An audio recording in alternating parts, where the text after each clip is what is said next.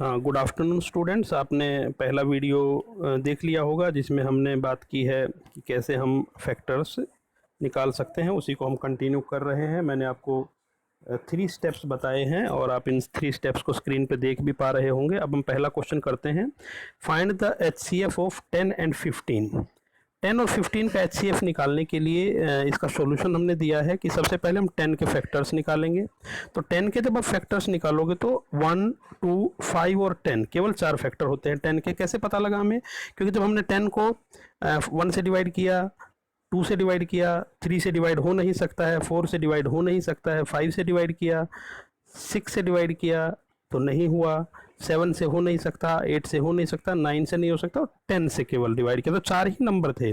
1 से डिवाइड किया, 2 से डिवाइड किया, 5 से डिवाइड किया और 10 से डिवाइड किया और उन चारों को डिवाइड करने के बाद आंसर हमारा आया 1, 2, 5 और 10। ये आप करके देखना, ऐसे डायरेक्ट इससे कॉपी मत करना, प्लीज़ करके देखना कि मैं जो बोल रहा हूँ वो सच में हो पा रहा है कि नहीं हो पा रहा।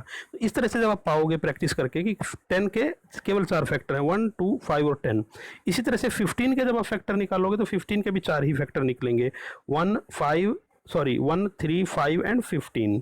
तो हम देखेंगे कि दोनों का हमने फैक्टर लिख लिए। अब तीसरा जो हमारा दूसरा जो स्टेप था वो ये कहता है कि कॉमन फैक्टर्स, कॉमन मतलब जो दोनों में है।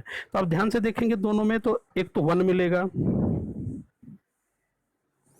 एक तो आपको 1 मिलेगा दोनों में फैक्टर, और एक 5। 1 और 5 दो ऐसे नंबर हैं जो दोनों के फैक्टर्स है, जो 10 के भी फैक्टर्स में आता है, 15 के भी फैक्टर्स में आता है। तो हमने कॉमन फैक्टर लिख लिया 1 और 5। अब चूंकि दोनों में बड़ा कौन सा है, 1 और 5 में बड़ा 5 है, तो आंसर हो गया 5 is HCF of 10 and 15। Very simple. पहले हमने फैक्टर्स निकाले, फिर हमने कॉमन फैक्टर देखे दोनों में कॉमन कौन से हैं, और लास्ट में दोनों में से बड़ा कौन सा है। 1 और 5 दो कॉमन फैक्टर आए थे, तो उनमें से बड़ा हमारा 5 है। सो 5 is the HCF of 10 and 15। अब हम क्वेश्चन नंबर 2 की तरफ बढ़ेंगे। क्वेश्चन नंबर 2 में भी ऐसे ही है, फाइंड HCF ऑफ 12 एंड 18। तो उसका सॉल्यूशन है, पहले हमने 12 के फैक्टर्स ऑफ 12 निकाले, तो 1, 2, 3, 4, 6 एंड 12 आए। इसको फिर मैं बार बार बोल रहा हूँ, कॉपी नहीं करना है, आपको निकालना है। आपको एक एक नंबर को डिवाइड करके अपनी समझ से, अपना दिमाग लगाते हुए और अपनी बिल्कुल अंडरस्टैंडिंग को मैक्सिमम रखते हुए आपको ये समझ के निकालने हैं कि क्यों only 6 factors of 12 were there. इसी तरह से जब 18 के फैक्टर निकालेंगे तो वो भी आएंगे 1, 2, 3, 6, 9 एंड 18। और इसके बाद दोनों में हम कॉमन देखेंगे। दूसरा स्टेप जो हमारा है, जब हमारे फैक्टर्स सही निकल जाएंगे तो हम कॉमन फैक्टर्स देखेंगे। तो कॉमन फैक्टर में मिलेंगे 1, 2, 3 एंड 6।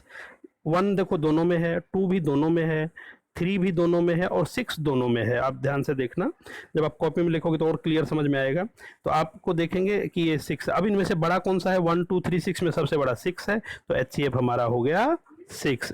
12 और 18 का जो HCF होगा वो very easy answer is there.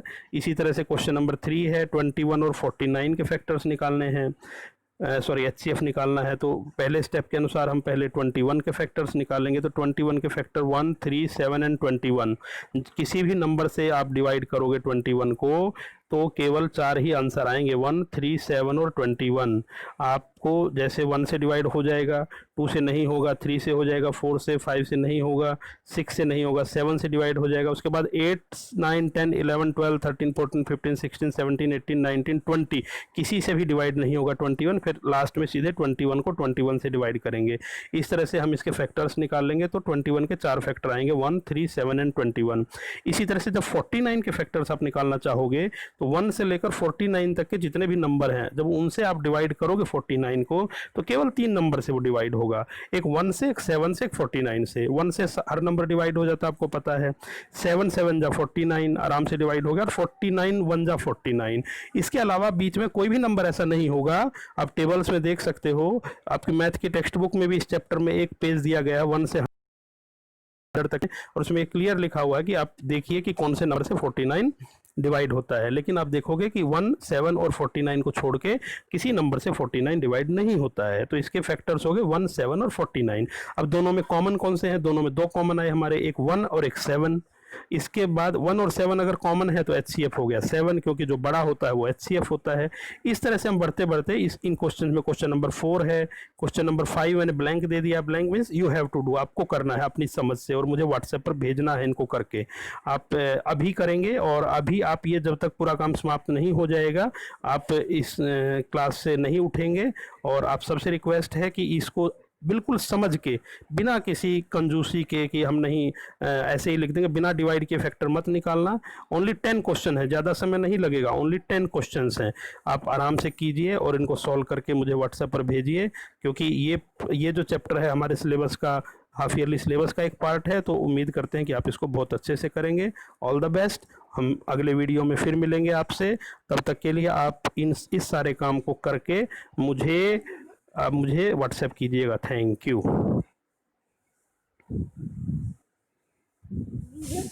Video दिखाओ, वीडियो दिखाओ।